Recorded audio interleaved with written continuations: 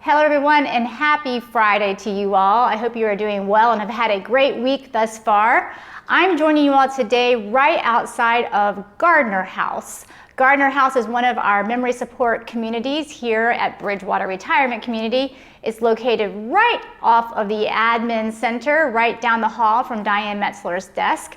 And it is so lovely and beautifully decorated for the Easter holiday that we thought, what better place to do today's video than right outside here of the Gardner House of this nice little alcove. So happy Friday, happy early Easter to you all, and I hope you've had a great week. All right, so to jump right in this week, first of all, our neighbor report. Just one thing to report this week, and that is that Jean and John White, they moved from Will Lane to our assisted living community. That happened on April the 15th. So to John and Jean, hope that transition has gone extremely well for you all. I've had the opportunity to actually see them a couple times there as I've walked through our assisted living community and have had a chance to wave and say hello, and I know they are getting settled in. So hope all that continues to go great. One Fill the Cup recognition to share this week, and it says, thanks to Carol, she's in our dining team, and the entire Custer Room team for making my wife's birthday very special. The reserved alcove was perfect. Thanks again. So thank you very much for sharing that, and thanks to the dining team for making that such a great time. Okay, so I don't have a lot of news and information to share with you all this week, but I've tried to collect a few things. First of all, to anyone and everyone that was involved with the Easter basket distribution as well as the Easter activities that happened on Wednesday the 16th, thank you very much for your help and support with that. It went extremely well. It was fun to see all those kiddos here on campus. I just wanted to also highlight that I think one of the most special parts of that also was just that intergenerational component of that Easter basket project.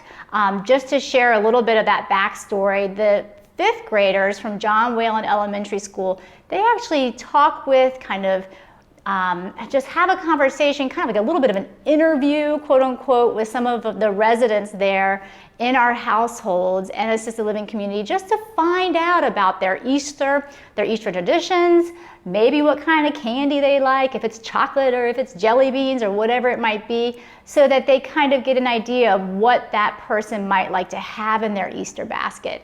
Then the Easter basket is kind of personalized for that person, and then that fifth grader has the opportunity to take it back to that resident on the 16th, this past Wednesday, and give it to them, present it to them, talk about what's in it, etc. So just that intergenerational component I heard was just a really great opportunity and a great experience for, I know, our residents as well as those fifth graders. So anyway, all that to say, thank you very much to anyone and everyone involved with that, and it was fun having them here.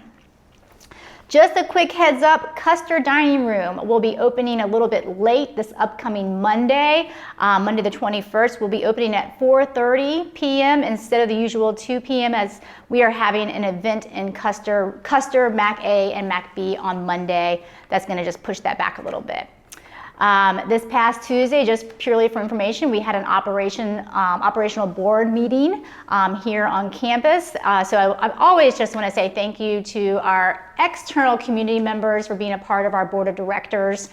We truly appreciate their support. And we also have a couple of residents that attend those board meetings as well. So thank you to them for coming. And there will be some minutes from that board meeting posted on Wallzesta for you all to review in the very near future.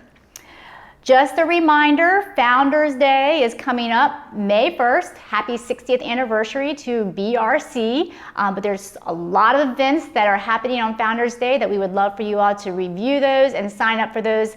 All of that is on Wallzesta. Those are just some service events that are happening the morning of the 1st, and then we will conclude with a great luncheon that afternoon. So check that out and sign up for those events and opportunities. And then also just to highlight another opportunity coming up that Earth Day is this upcoming Tuesday, the 22nd. So they're having a cleanup of the walking trail, and that involves specifically, it's my understanding, they're going to be planting a couple of trees, and also just, it says removal of some invasive species. So just moving some things out from up there as well. So thanks to anyone that might be interested in that.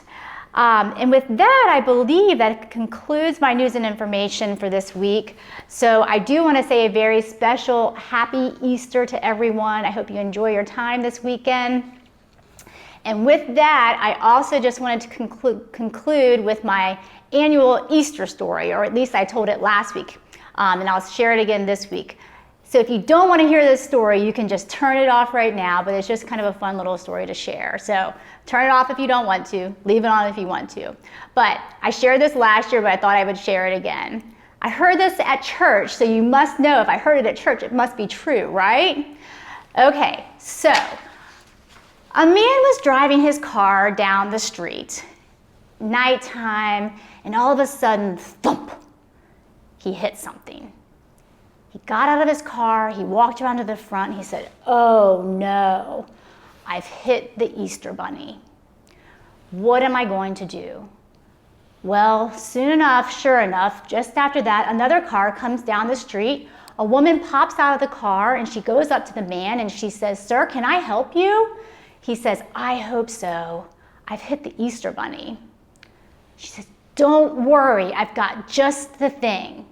She reaches down into her big bag, she pulls out a can, and she starts spraying the Easter Bunny all over.